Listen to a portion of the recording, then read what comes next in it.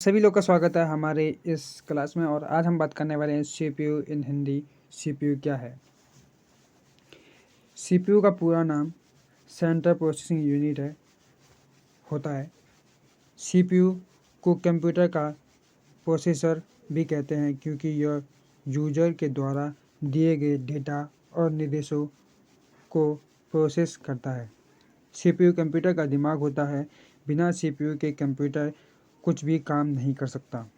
दूसरे शब्दों में कहें तो सीपीयू एक इलेक्ट्रॉनिक मशीन है जो यूजर के द्वारा दिए गए निर्देशों को प्रोसेस करता है और कंप्यूटर के सभी कार्यों को नियंत्रित यानी कंट्रोल करता है। सीपीयू कंप्यूटर के मदरबोर्ड पर स्थित होता है। मदरबोर्ड का मुख्य कार्य कंप्यूटर के सभी हार्डवेयर को आपस में जोड़ना होता है। सीपीयू का इस्तेमाल बहुत सारे कार्यों को करने के लिए किया जाता है, जैसे डेटा को प्रोसेस करने के लिए, यूजर से इनपुट लेकर उसे आउटपुट में बदलने के लिए, डेटा को स्टोर करने के लिए, कंप्यूटर के सभी निर्देशों को पूरा करने के लिए आदि। सीपीयू के अंदर एक छोटा पंखा लगा होता है जो सीपीयू को ठंडा रखने में मदद करता है ताकि सीपीयू बिना रुके काम कर सके।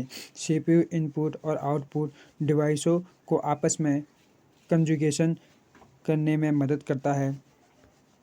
सीपीयू में बड़ी बहुत सारे ट्रांजिस्टर लगे होते हैं जिनका उपयोग जटिल गणनांकों यानी कॉम्प्लेक्स कैलकुलेशन को हल करने के लिए किया जाता है। सीपीयू में लगभग 10 करोड़ से ज़्यादा ट्रांजिस्टर लगे होते हैं। पहले सीपीयू का आविष्कार फ्रेडरिको फ्राइंग के द्वारा किया गया था, जिन्हें 1971 में इंटेल ने जारी किया था। सीपीयू कंप्यूटर का मस्तिष्क या दिमाग होता है। जिस प्रकार मनुष्य बिना दिमाग के कुछ काम नहीं कर सकता, उसी प्रकार कंप्यूटर भी बिना सीपीयू के कुछ काम नहीं कर सकता। सीपीयू के भाग। सीपीयू के 3 पार्ट होते हैं: central control unit, memory unit और एएलयू। कंट्रोल यूनिट कंप्यूटर से जुड़े हुए सभी डिवाइसों और उनके कार्यों को नियंत्रित करता है ताकि कंप्यूटर के सभी कार्य ठीक तरीके से हो सके। कंप्यूटर यूनिट यूपी सीपीयू का एक महत्वपूर्ण हिस्सा है जो मुख्य मेमोरी के निर्देशांकों को प्राप्त करके उन्हें रिकॉर्ड करता है और इसके बाद इन निर्देशांकों को एक्सिक्यूट करता है। Control unit input output device जैसे मॉनिटर, प्रिंटर, कीबोर्ड, माउस आदि के कार्यों को कंट्रोल करता है और इनके मध्य डेटा को ट्रांसफ़र करने में मदद करता है। कंट्रोल यूनिट को शॉर्ट फॉर्म में सीयू कहा जाता है। कंट्रोल यूनिट के 2 प्रकार के होते हैं: हार्डवेयर सीयू, दूसरा micro programmable CU. Memory unit का इस्तेमाल कंप्यूटर में डेटा और निर्देशांकों को स्टोर करने के लिए किया जाता है। यह कंप्यूटर के डेटा को स्टोर करने में मदद करता है। मेमोरी यूनिट दूसरे अन्य यूनिट की आवश्यकताओं के अनुसार उन्हें डेटा प्रदान करती है। मेमोरी यूनिट को प्राइमरी स्टोरेज, मुख्य मेमोरी या इंटरनल स्टोरेज के नाम से भी जाना जाता है।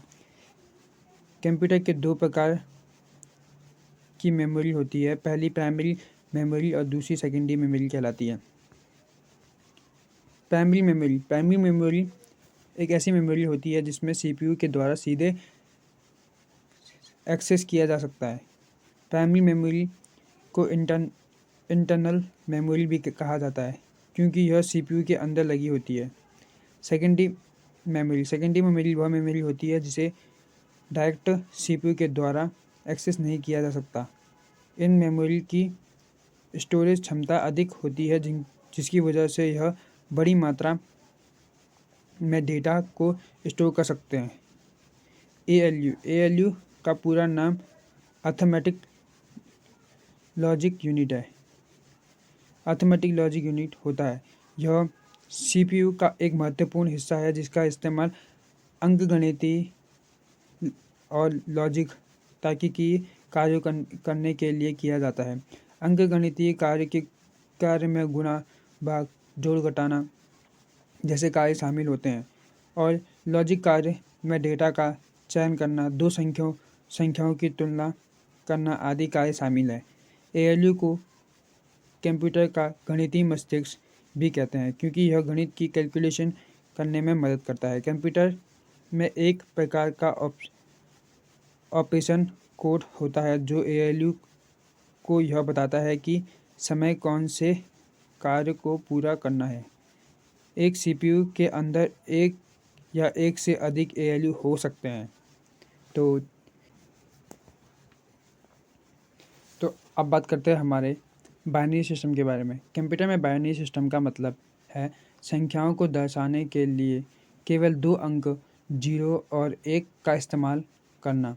बाइनरी सिस्टम को आधार 2 अंक प्रणाली भी कहा जाता है। कंप्यूटर बाइनरी भाषा को ही समझता है, इसलिए कंप्यूटर को दिए गए इनपुट को 0 या 1 से की श्रृंखला से डिकोड किया जाता है।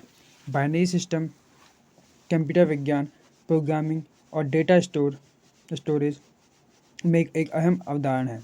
बाइनरी सिस्टम के कुछ इंपॉर्टेंट पॉइंट्स। बाइनरी सिस्टम में किसी भी संख्या को केवल 0 और 1 के रूप में दर्शाया जाता है।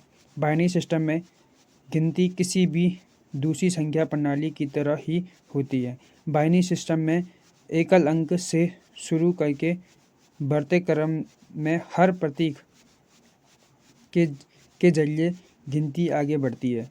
बाइनरी सिस्टम में 0 और 1 मानों को क्रमशः कम और उच्च कहा जाता है। ट्रांजिस्टर में एक बिजली में प्रवाह को दर्शाता है जबकि 0 बिजली में प्रवाह को नहीं। बाइनरी सिस्टम का इस्तेमाल जावा, C++ जैसी कंप्यूटर भाषाओं में किया जाता है। तो आशा करता हूँ आप सभी लोग को ये लेक्चर पसंद आया होगा और ये हमारे नेक्स्ट टॉपिक होते। तो थैंक यू फॉर वॉचिंग।